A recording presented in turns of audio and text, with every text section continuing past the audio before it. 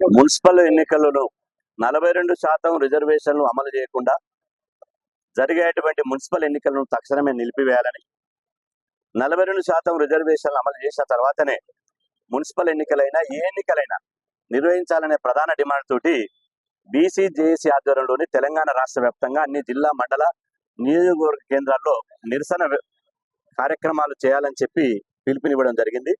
అందులో భాగంగానే ఈరోజు హైదరాబాద్లోని అంబేద్కర్ గారి విగ్రహం దగ్గర బీసీ జేఏసీ ఆధ్వర్యంలో పెద్ద ఎత్తున నిరసన తెలియజేస్తున్నాం. ఈ నిరసన ఇవాళ కాంగ్రెస్ ప్రభుత్వానికి కనువిప్పు కావాలి. ఈ నిరసన కాంగ్రెస్ ప్రభుత్వానికి చిత్తశుద్ధి ఉంటే ఈ నిరసన ద్వారానైనా ప్రభుత్వం దిగొచ్చి బీసీలకు 42% రిజర్వేషన్లు ఇస్తామని స్పష్టమైన ప్రకటన చేయాలి.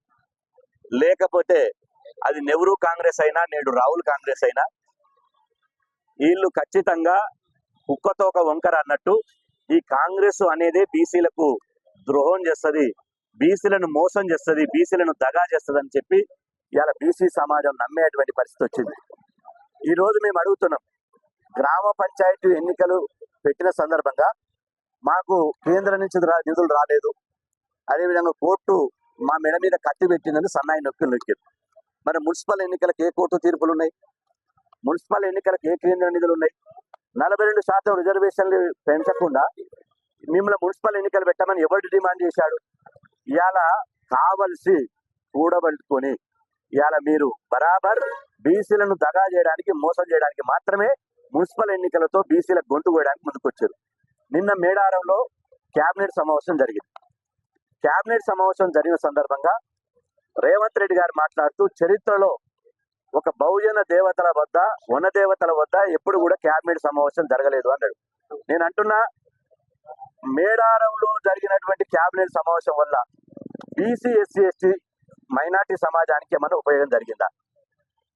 బహుజన దేవతల దగ్గర కేబినెట్ సమావేశం పెట్టి బహుజనుల మేలు గురించి ఒక్క నిర్ణయమైనా కేబినెట్ తీసుకున్నదా? తీసుకోలే. కనీసం మేము బీసీలకు చట్టబద్ధంగా, రాజ్యాంగబద్ధంగా 42% రిజర్వేషన్లు ఇవ్వలేకపోతున్నాం.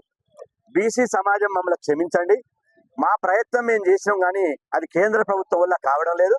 కాబట్టి పార్టీ పరంగా ఇది ఎన్నికల ఈ పార్టీ గుర్తులతో జరిగే మున్సిపల్ ఎన్నికలు కాబట్టి మేము ఈ ఎన్నికల్లో పార్టీ పరంగా 42% రిజర్వేషన్లు ఇస్తామని నిన్న క్యాబినెట్ లో ఎందుకు నిర్ణయం తీసుకోలే?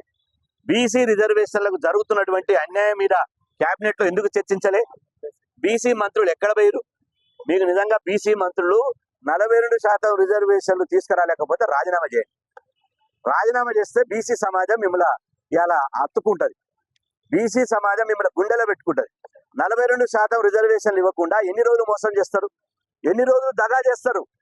ఇవాళ బీసీలకు మీరు చేసినటువంటి అన్యాయం మూలంగా 52 మంది మున్సిపల్ చైర్మన్లు కావలసినటువంటి బీసీలు 38 మందికి పరిమితం అయ్యారు. 6 కార్పొరేషన్ చైర్మన్లు కావలసిన వాళ్ళు ఇవాళ 3కే పరిమితం అయ్యారు. 1158 మంది కార్పొరేటర్లు, కౌన్సిలర్లు కావలసిన వాళ్ళు ఇవాళ 763 మందికే పరిమితం అయిపోయారు. అంటే మీరు మాత్రం ముఖ్యమంత్రులు కావాలి, ప్రధానమంత్రులు కావాలి, రాష్ట్ర మంత్రులు కావాలి, ఎమ్మెల్యేలు కావాలి, ఎంపీలు కావాలి, కానీ బీసీలు కౌన్సిలర్, కార్పొరేటర్ కావద్దా?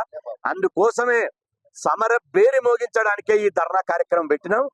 ఇది ఎట్టి పరిస్థితుల్లో కాంగ్రెస్ ఈ రిజర్వేషన్లు 42% రిజర్వేషన్ రాకుండా ఎగ్గొట్టి బీసీ సమాజాన్ని మోసగించుతున్నటువంటి ఈ యొక్క కాంగ్రెస్ ప్రభుత్వం, ఈ యొక్క బీజేపీ ప్రభుత్వం, కేంద్రంలోని బీజేపీ ప్రభుత్వాన్ని బీసీ సమాజం రాజకీయంగా వచ్చే ఎన్నికల్లో బొందబెట్టడానికి సిద్ధమవుతున్నది. మీరు బీసీలను తడిగుడ్డతో గొంతుకొచ్చారు. బీసీ సమాజం అన్ని గమనిస్తున్నది.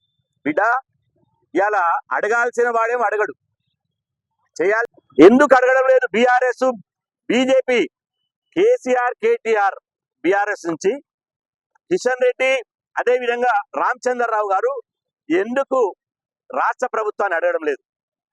ఇవాళ అడగాల్సిన ప్రతిపక్షం మేము ఎన్నికలకు రెడీ అని బీజేపీ అంటది, మేము ఎన్నికలకు రెడీ అని బీఆర్ఎస్ అంటది. అంటే అసెంబ్లీలో బిల్లు పెట్టింది మీరు మనస్ఫూర్తిగా సపోర్ట్ చేసింది ఉట్టి మోసమేనా, దగానేనా, కేవలం పెదవుల ద్వారానే చేశారా? కాబట్టి బీసీ సమాజం మీ యొక్క ద్వంద్వ వైఖరి, మీ యొక్క 2 నాలుక వైఖరి అన్ని నిశ్చితంగా చూస్తున్నాం. ఎట్టి పరిస్థితుల్లో ఈ ఉద్యమాన్ని ఆపేది లేదు. మున్సిపల్ ఎన్నికలు ఆపేయాలి, లేదంటే 42% రిజర్వేషన్లు ఇచ్చిన తర్వాతనే ఎన్నికలు పెట్టాలి. లేకపోతే మాత్రం రాష్ట్రం అగ్నిగుండం అవుతుంది. మరొకసారి బంద్ పిలిపి వల్ల ఏమి వల్ల రేపు హైదరాబాద్ లో రేపో ఎల్లుండో జేఏసీ సమావేశం కూర్చుంటది. జేఏసీ సమావేశం నిర్వహిస్తాం, భవిష్యత్ కార్యాచరణ ప్రకటిస్తాం. ఎట్టి పరిస్థితుల్లో బీసీ ద్రోవులను, బీసీ ప్రజాక్షేత్రంలో వాళ్ళని రాజకీయంగా బొందబెట్టడానికి మా కార్యాచరణ ఉంటుందని చెప్పి సందర్భంగా తెలియజేస్తున్నాం.